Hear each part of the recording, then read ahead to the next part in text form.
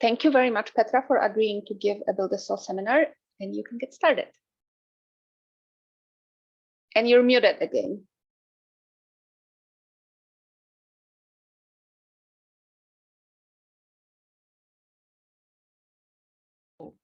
Wow, sorry. Now we're getting back to back in business. Yep. Okay, yeah, it's a pleasure to present today on your really exciting seminar series. So my name is Petra Schwille. I'm a Max Planck director at the Max Planck Institute for Biochemistry in Martinsried, which is close to Munich, most beautiful part of Germany. And I've been involved with synthetic bottom-up synthetic biology for a couple of years. My original background is single molecule biophysics, and I at some point got very annoyed by the irreproducibility of single molecule measurements in living organisms. And so I thought that I would like to have an organism or a living system that is much, much, much simpler and more reproducible. And since then, we've tried to build a biological system ourselves. Not quite there yet, but we're making progress. So the specific angle that I have towards synthetic cell or minimal living systems is the particular aspect of division. Because if we ask what are the most important and most significant features of life, then it's definitely one of them is definitely the ability to reproduce. And since we've been very interested in membrane biophysics for many, many years, it's a very plausible question that I have. How could a minimal cell division system look like? If we are talking about a minimal cell as a vesicle, what would be the minimal system to divide such a vesicle? So if we're just asking the question, how would a division of membrane compartments look like in general? The simplest solution that we've been, presenting many, many years ago when we were still working on a membrane phase separation is to basically build on the force of line tension. So if you have a phase separating vesicle, then you basically can, to some extent, get where the domains are, where the boundary of the domains is. You can basically get something like a line tension that can, if the surface tension of this vesicle is not very high, that can win over the surface tension. Of course, it only works for osmotically slightly deflated vesicle, but it can work. The problem is this is a division which is basically purely going downhill the energy landscape, and that's not at all comparable to what living systems are doing, namely to use the dissipation of energy to engineer division. The same is true with another very prominent mechanism of vesicle division, which is simply changing the surface to volume ratio, for example, by expanding the surface or by shrinking the volume. Very prominent is also that you can change membrane curvature. That has been demonstrated by many, many membrane binders, even as simple systems as single protein, or not single, but simple protein molecules such as GFP. I think the most amazing work was in 2020 by the DMOVA lab, where they basically showed that you can just add a GFP from the outside, and you will, to some extent, be able to increase the membrane curvature on the outside such that there's a division going on. As I said, this is the same idea as the line tension. You're basically taking the energy landscape as a driving force. So this is energetically more favorable. So this process is basically going downhill and it will never revert.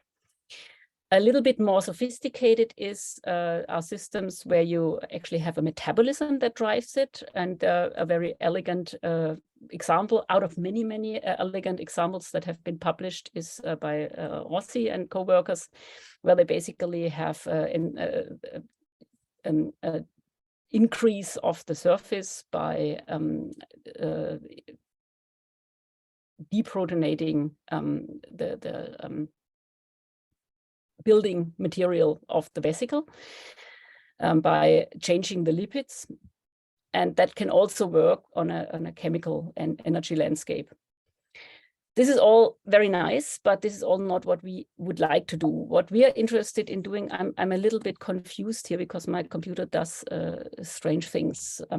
I don't know, I never did that. It creates a lot of windows. I don't know whether this is a problem with the... It looks good. Yeah, it looks good for us. Can you still see my slide? Yep, we can still see your slides and nothing else. Okay, very good. So it's only my computer that does strange things. I just try to get rid of this these windows that I have here. Okay, so all of these examples how you can divide vesicles are very nice and probably a little bit closer to the field of origin of life, where a lot of people, I guess, also in this audience are working on. But I'm a little bit more interested in the choice that nature, if you look at existing cells, either bacterial or eukaryotic cells, how they are engineering the division, namely with structural proteins, mostly filamentous proteins that assemble into presumably force-inducing entities. Very prominent is the ectomyosin ring. For example, the Balasubramaniam lab has a very beautiful essay of just looking at the yeast ectomyosin ring that has been taken out of the cell and purified, and you can very nicely see how such an ectomyosin ring, by the activity of the myosin motor, and of course, by energy dissipation using ATP, contracts. And it's a very plausible scenario that when this ring is attached to a membrane vesicle, that this ring could take the membrane vesicle along, and by this increase this or create this neck, and closing the neck in order to engineer the scission or division. In the bacterial world, FDSZ is one of the prominent players in this, basically having been proposed to do pretty much the same, namely contraction of a ring-like structure, the Z ring. In the last couple of years, it has been questioned whether this is actually really happening, whether a bacterial Z ring is actually contracting at all, or whether the contractile force that will basically result in the fission or scission of a bacterium is not rather resulting from enzymes that are building the cell walls to the inside. So this is still debated, and it's not yet clear where the force really finally results from. But it has been shown that a bacterial FDSZ is in fact a contractile to some extent. The Löwe lab has published beautiful cryo-EM structures on that, and I will comment on that later on. And then there's another group of filamentous proteins, or not filamentous, but structural proteins, and these are the escort proteins. These are basically also very interesting. They are involved in a couple of membrane transforming events, vesicle budding, and also the abscission of the stalk in cytokinesis. And there has been a lot of really cool work on their mechanism by Roux and Hurley, and many others. So there are also very prominent structural proteins that have shown to engage in very interesting structure formation. So they're basically, and that's, I think, has been shown quite convincingly, that they're forming some spirals, which are basically in accumulating the force, and the force will basically unfold then in a almost like a spring-like rupture in Z direction. Very interesting scenario. So far, however, the escort proteins have been mainly reported to act on scales that are relatively small compared to large vesicles. So you can bud off small vesicles, but to engineer a full division ring with escorts has so far not been shown.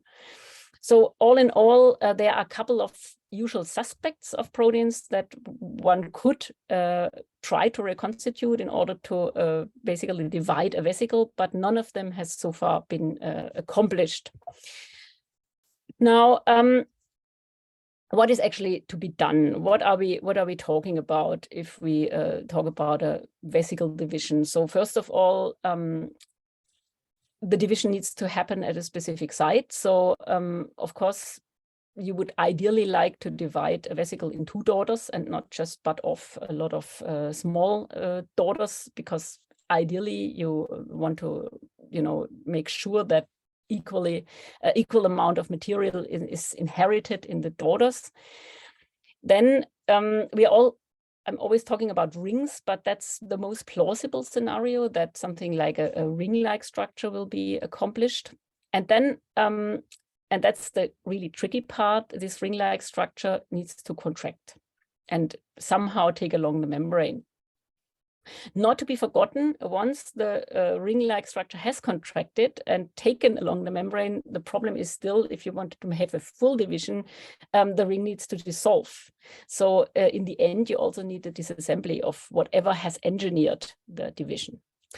And as I said, many of these questions have been, addressed, but this is the most crucial one: the contraction and the membrane,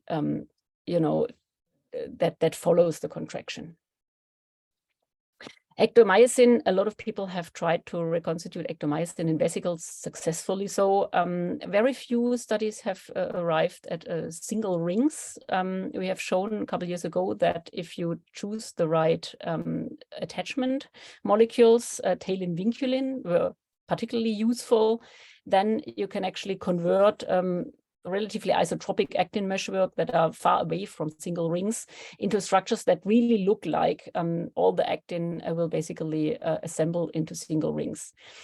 That looks very beautiful. What has so far not worked is the actual contraction of these rings. So of course, these are condensed and bundled actin filaments, and now the idea is that the myosin motors will basically, we have published that a couple of years ago. It's not like a muscle where you have sliding filaments. It's more like the myosin breaks the actin filaments and thereby induces something like a contraction. And to some extent, we've seen that. You've seen that in the lower image here, but the actin structures are condensed somehow. You see that the vesicles are deformed. The problem is, of course, if you have around a spherical vesicle and you now assume that a ring would contract radially, of course, what would happen is not in the first case that the vesicle would basically just like a balloon be confined, but that the ring actually slips off the vesicle, unless there's a mechanism that keeps the ring steady in the middle. And fortunately, we know how to engineer a mechanism that keeps the ring in the middle. And that's coming from our many years-long concern with the mean proteins. And I guess everybody here has already seen these proteins or even worked with them. The cool thing is that they are probably the nicest self-organizing protein system that you could work with. So for those maybe very few of you who haven't heard of them, what they're doing is they are basically positioning the Z ring, the contractile ring, in the bacterial cell. And they do that by oscillating between the two poles. So these are two proteins which are basically antagonistically binding to the membrane. One binds to the membrane, the other one takes it away. And this is a cooperative process. It's also ATP driven. So the binding to the membrane is ATP dependent. And what these oscillations are set to do is that they basically position the ring, which is competing, the binding of the ring is competing with the binding of these proteins to the membrane. So the ring would be confined to the middle, the geometric middle of the cell, because E. coli likes to divide symmetrically in the middle. So if you reconstitute these proteins out of the cell to a supported membrane, you can see that the oscillations in closed compartments will be converted to traveling waves on the you know, infinite membranes, if you will. The interesting feature is that although it looks like a traveling protein carpet, every single protein will only bind and dissociate. So it's the whole process that you can see here is really a cooperative one. It's comparable to the Laola wave in the soccer stadium. So people are usually in the soccer stadium not walking around, they just stand up and sit down. And that's basically what the proteins do. They don't just sit down, they bind to the membrane and dissociate again. So, and with these proteins, we've already shown long ago, actually, that in fact, what was proposed that indeed, if you add the structural protein, the FDSZ, which is supposed to form the ring to these oscillating protein or to the traveling waves, you can very nicely see these waves, which are in green here. They will wash away the FDSZ proteins and will not allow them to form filaments unless you lock it all up in a compartment. These are compartments that are just microstructures where we filled our proteins in. The bottom of these microstructures is membrane. So it looks to the proteins as if it was half of a bacterial cell. And you can see that very beautifully that the oscillation is basically responding to the cell length, and at some ideal cell length that corresponds to the length to width ratio of the bacterial cell when it divides.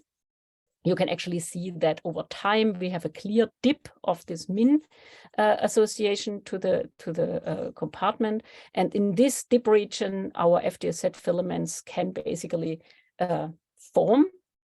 All in the pole region they will not be able to form. We don't have a ring here because this is an open compartment. It's not, it doesn't have a ceiling, right? So there's no ring to be formed, but you can very beautifully see how the filaments already try to form a ring and how to condense. So these min proteins can, in fact, position FDSZ. Can FDSZ contract? Well, as I said, still debated. What has been shown by Martin Lohse first, that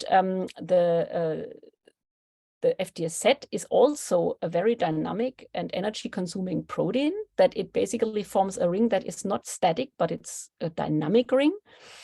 The problem is this FDSZ, which is a tubulin homolog, these filaments are actually treadmilling directionally. So if you basically bind this ring, which is normally supposed to be in a tube of membrane, if you put it on a flat membrane, you can see that the rings are formed at the same scale as in the bacterial cell, about a micron in diameter, and they always treadmill in one direction.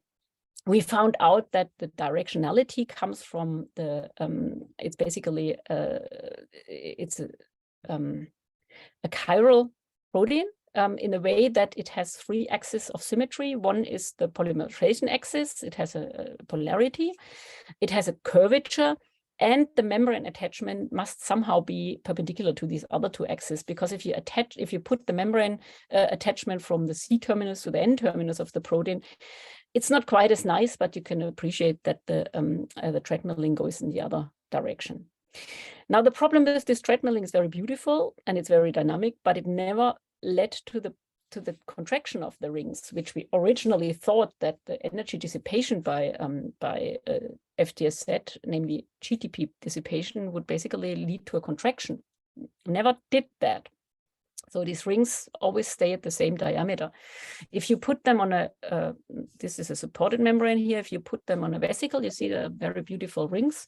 They are also treadmilling, but since flat membrane is different from a freestanding, a supported membrane is different from a freestanding membrane, the axis of the rotation axis is the symmetry is now broken. You basically is not broken anymore. Sorry, it's basically now, if you visualize that by pulling little tubes out of these vesicles, and if you do so, then these rings will enter the tubes, and now you have a geometry that looks relatively similar to a bacterial cell. Okay, this is a scale which is much larger, so the diameter of these tubes are relatively large for a tube.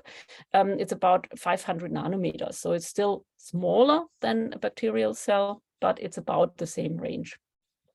And if we have that, we can actually see that these rings, which are dynamic, but they are now not treadmilling in only one direction. They are basically treadmilling in both directions. And if that happens, then we can actually see that the membrane is transformed. It is, however, not transformed as we would like it to be transformed, namely to shrink the diameter. In contrast, what happens is that these rings basically do something like a ringing of the membrane, which leads to a deformation to almost a spring-like shape.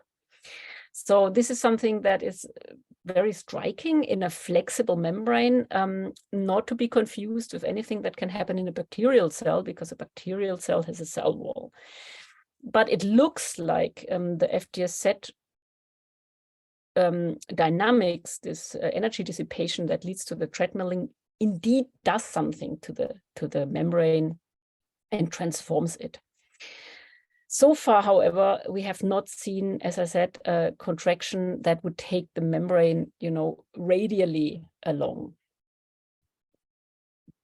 But we saw something else, and that we actually saw took us by surprise.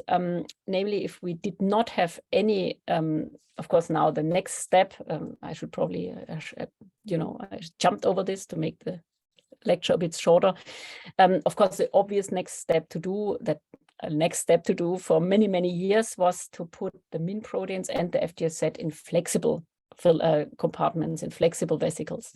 And it took us quite a while to get there. And first we actually, when we were able to put MINs in vesicles, we were of course very excited. The vesicles, if you have them at their equilibrium shape, are of course round. They are not deformed. They are not like bacterial cells where you have this bacterial shapes are of course stabilized by the cell wall. It's not the equilibrium of a volume to assume a shape like this.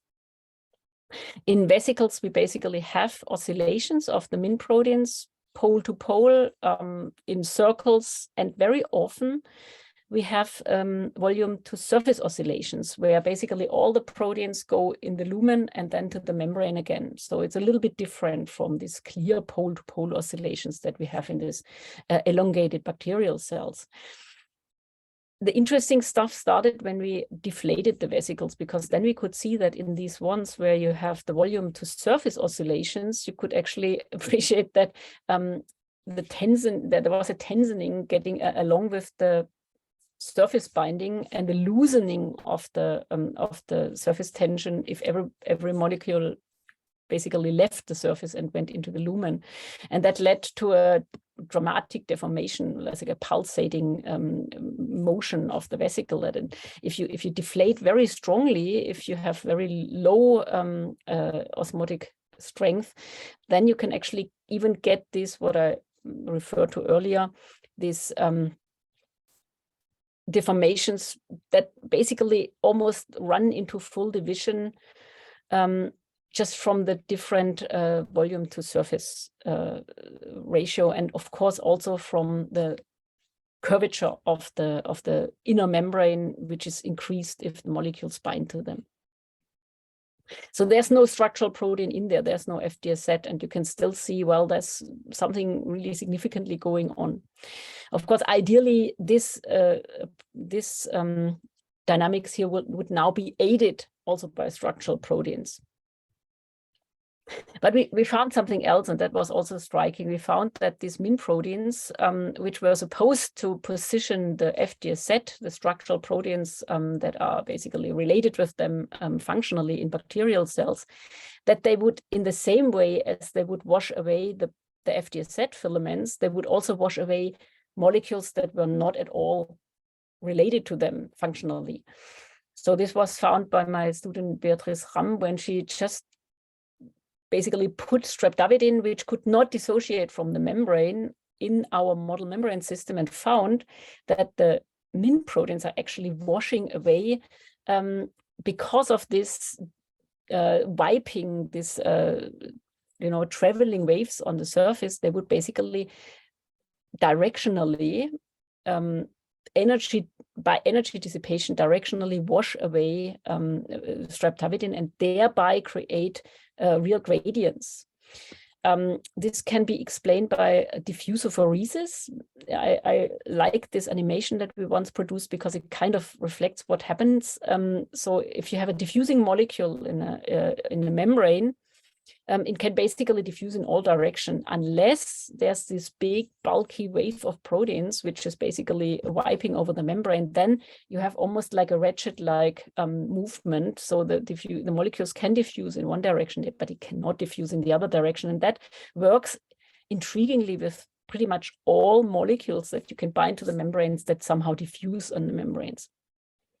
And the really cool thing is that it does not only work with all proteins, but it also works selectively with proteins. So if you have more, not even proteins, we even use DNA origami, something which is without any biological function and definitely has nothing to do with min proteins.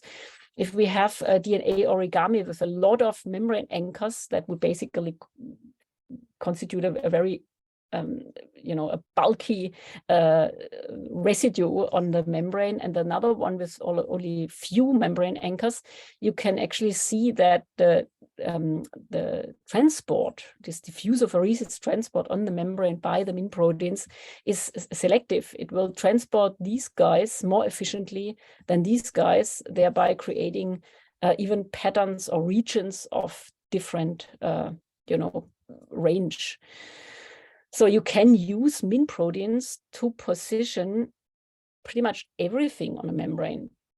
And so if you remember what I told you about the problem with our actomyosin rings, that basically they were always slipping off the membrane, and we wanted to keep them stable. Maybe we can use our min proteins to position actomyosin and basically help the rings to stay in the middle. And this is something that one of my students, Maria Reverte, is at the moment trying to do. She's reconstituting actomyosin and the min proteins in the same vesicles. And what you can see is, first of all, the actomyosin indeed responds to the min oscillations, but you can also see that the mins create almost like a bulging or blebbing mechanical force that could help the actin to basically contract at the site where it was. So this is work in progress. We are hoping that we can basically use these two machineries, the actomyosin for force induction and the mins to position it. Not yet quite there, but what has worked, and that's really very cool, sorry about that, in the last year, two really talented student, a postdoc of my group have finally accomplished what we always wanted to have, namely the co-reconstitution of both the min proteins and the FTZ in vesicles. And here you see something very beautiful. This is work with purified proteins, where we have basically purified the FTZ and the mins. And if you have no mins in, you can see that the vesicles are decorated with the FTZ all over the place.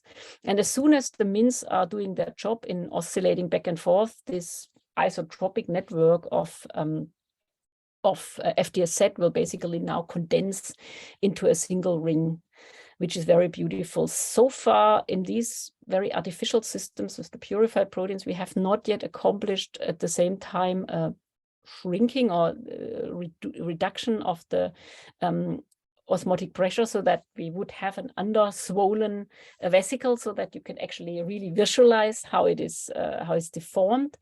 But Shunji is an expert in cell-free expression. So he basically did an alternative approach where we expressed all the proteins along with the FDSA. So in the previous results, we used the FDSZ, which was basically directed membrane attached.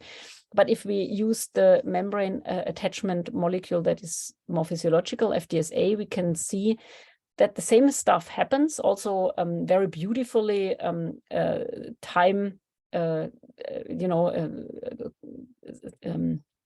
time axis. First is the expression of the FDSZ and the decoration of the FDSZ, of the whole surface by FDSZ filaments. And then you can see how the min waves start to happen, or the min oscillations start to happen, and how they will now confine the FDSZ filaments to the middle. And now you can see something which you could not see in the system with the with the purified proteins, that indeed our vesicle can deform. Of course, it's still a long way to go from the deformation that you see here, about 10% or so, to complete scission. But we are also talking about completely spherical vesicles to start with. So once we start not from a spherical vesicle, but maybe from a smaller one, from a more elongated one, then we have a very strong hope that we will be able to get to a much stronger contraction. But also this has to be shown. What else could we do to increase the contraction activity? Well, there are two ways. So this is just basically as a conclusion how far we have come. So aspect ratio of 0.75 is not bad, but of course we want to be better. How could we do it? Either to well, the most I would say biochemically straightforward way would be to try to add additional factors that might help the FDSZ filaments to make a contraction possible. We do not know. I mean, the bacterial Z ring contains many different proteins with many different roles. And it's very likely that FDSZ alone might not be able to do the full contractile job. Maybe there are other bundlers or cross-linkers or other force-inducing molecules that we need to add. We've just recently added a protein SAP-D, which is supposed to enforce the bundling activity of the FDSZ. That was in a collaboration with Germán Rivas from Madrid, who is basically very knowledgeable about all these different factors of the Z ring. And I will say something about this, what came out of this in a minute. I just wanted to also propose another possible force that could help the contraction or the full division. That would be the coupling of a division ring with something that expands basically perpendicular to it, which is actually happening in cells that have a genome, where you have a genome segregation machinery, where basically it's sometimes, especially in a bacterial cell, where you basically have to segregate the two daughter genomes.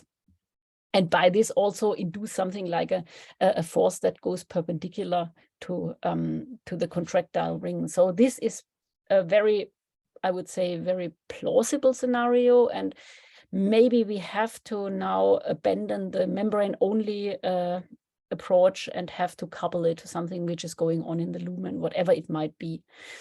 But in terms of engineering the ring, as I said, we have been working with Germán Rivas, who basically gave us this was basically Adrian Merino, the student who's doing the work. He started this actually in Germán's lab, where they found that the SAP-D, one of the many factors in the Z ring, promotes the ring the bundling of the ring, not at a membrane, where we usually see the rings, also with any kinds of FDSZ homologues, but in solution. So these are FDSZ rings that are actually forming in solution by bundling of the FDSZ filaments. And if we've recently started, because our institute is very well equipped in terms of cryo-EM, so we started a collaboration on the cryo structure resolution of these rings, and it looks very beautiful, as you can see here.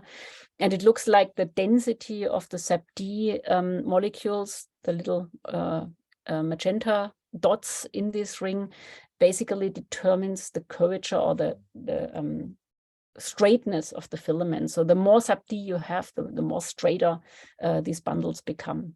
It's still work in progress, but you can actually appreciate that many different factors could shape the ring, increase the stability of the ring, maybe also work on the contractility of the ring.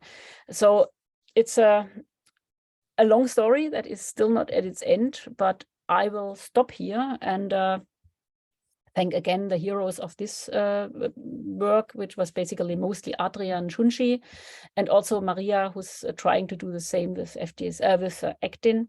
And this is all our many contributors and collaborators and students And with this, I would like to stop here and take any questions. Thanks.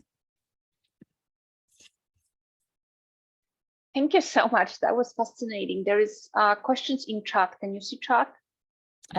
Just a moment. Yes, I can. If you could read it out loud. For I the can. recording. I try to go from.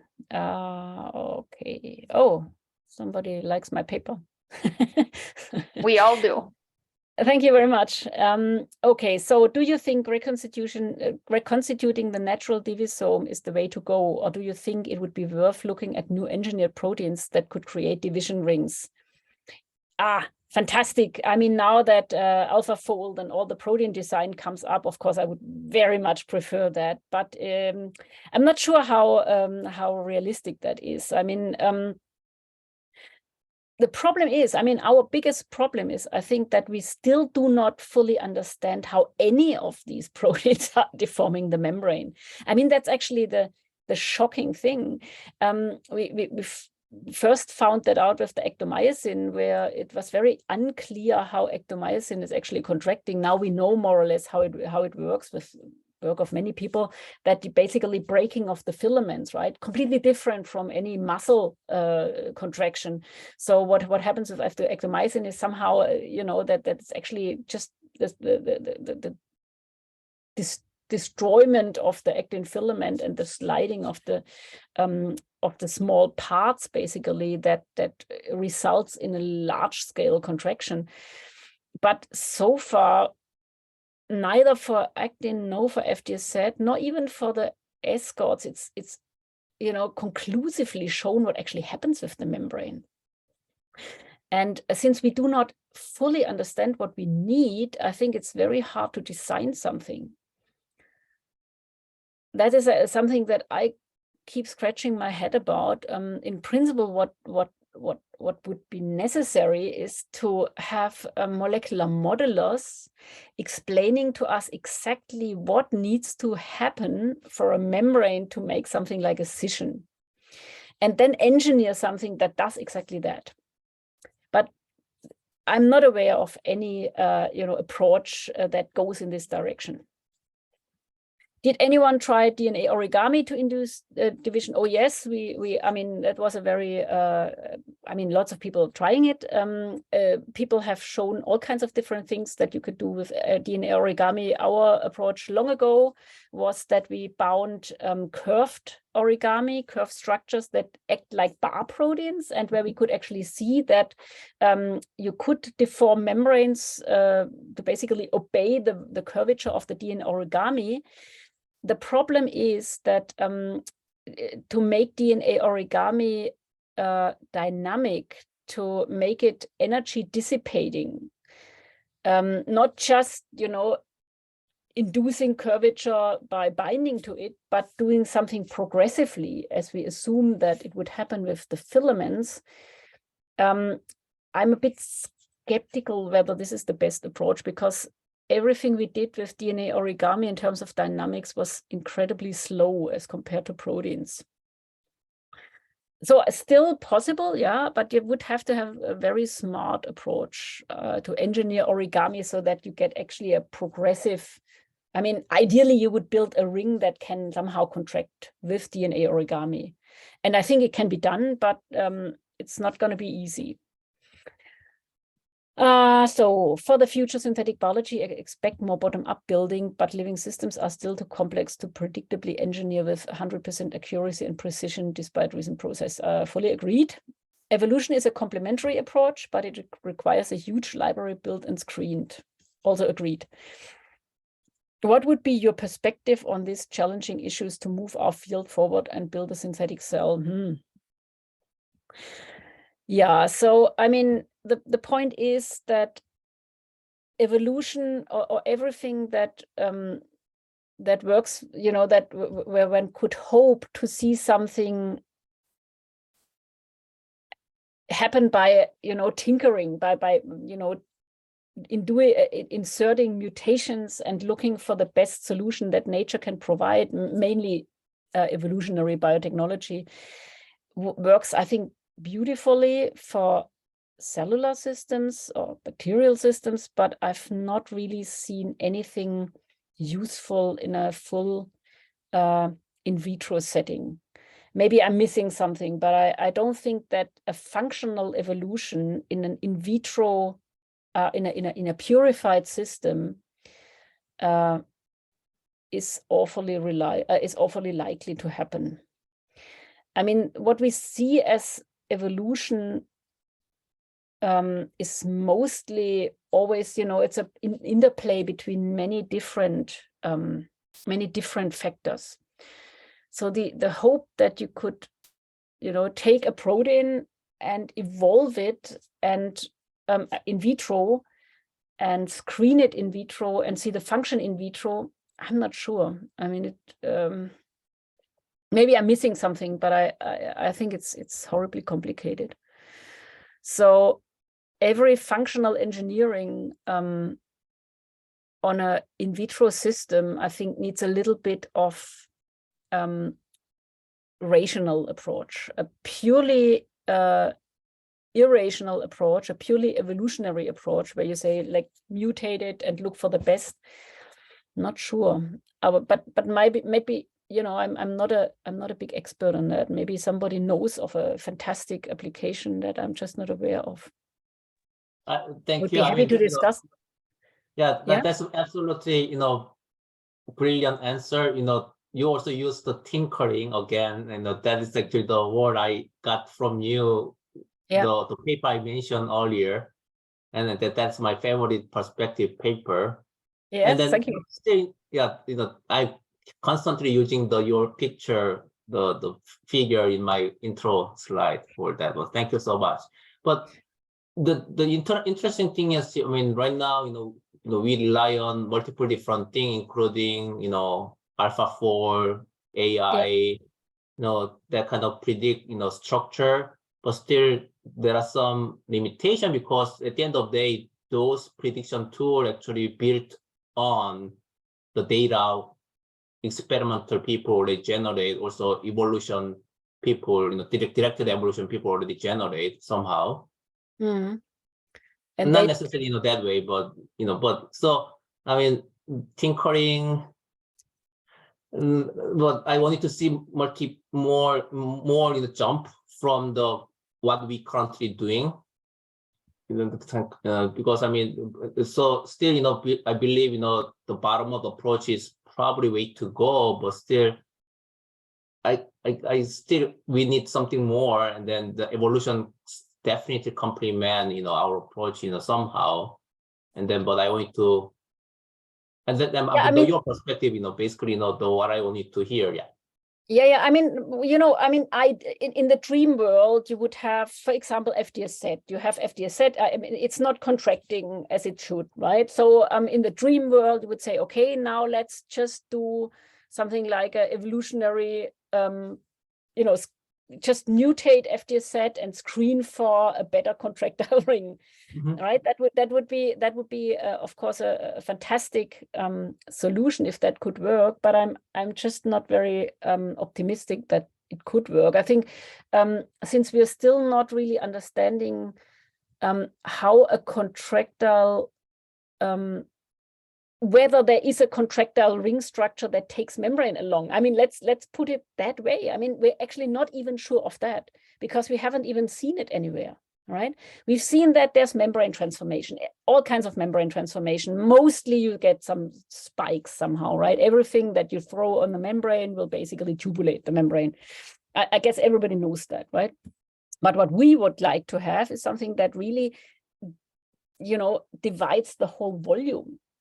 And that is really complicated. And the more I think about it, the more it occurs to me that, in principle, in order to design a ring that is doing what we would like to do, you would have to basically understand from the molecular level on the membrane all the mechanisms that would have to be, in place. So, I mean, just if you imagine the process that needs to happen, right? In principle, the membrane needs to go all the way in.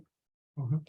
Not just deform a bit, but really go all the way in. And how can you do that? I mean, I think it's not very well understood, and it's not theoretically well understood even. Sure. And since we do not understand it, I think it's very hard to design a protein that does it, you know? Yeah. Thank you. Yeah, the more we know, the more mystery we have, and then we want in a to way, know yes. more, right? Thank you.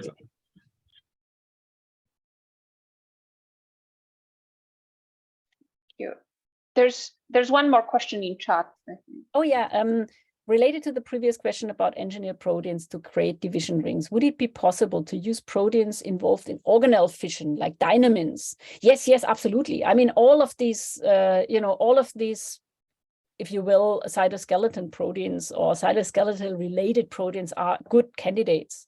Some are easier to use, some are harder to use. I'm not sure about dynamin. This is one of the proteins that we've never tried to reconstitute, and to it might be the winner, so go for it. No, but really, I mean, it's all about trying to find out which ones are more likely candidates and which are not. I guess for most of the structural proteins, we are always missing some helper proteins. For example, for the ectomyosin, maybe we need septins, maybe we need whatever, right? So it's always a mysterious other that is missing so far.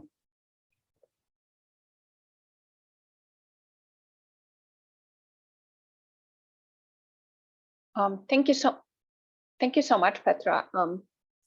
Someone already asked the question that I wanted to ask about the engineered proteins, so I don't have any other questions. If there are, I mean, I really hope that engineered proteins will be, a big thing in synthetic biology, but it's not going to be easy, right? I mean, we're actually working on that. We have. I mean, I haven't talked about that because it was not part of this topic here, but we've recently engineered. So these min proteins we understand more or less. So we recently designed a min E homolog completely by AI. And it works, and it could even be brought in cells, and it really works in the cell.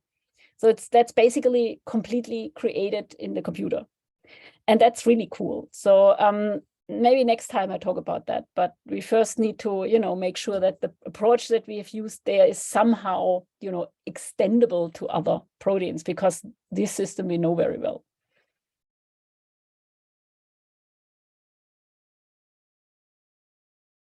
Yeah, that's really cool. I agree. All right. Thank you so much. Thanks, everyone. Thanks for a great discussion, and thank you for a fantastic talk, Petra. Thank you, and sorry for the confusion at the beginning. It was, I don't know what my computer did to me, but now it's all in order again. No worries. Thank you. Bye. Okay. Bye-bye.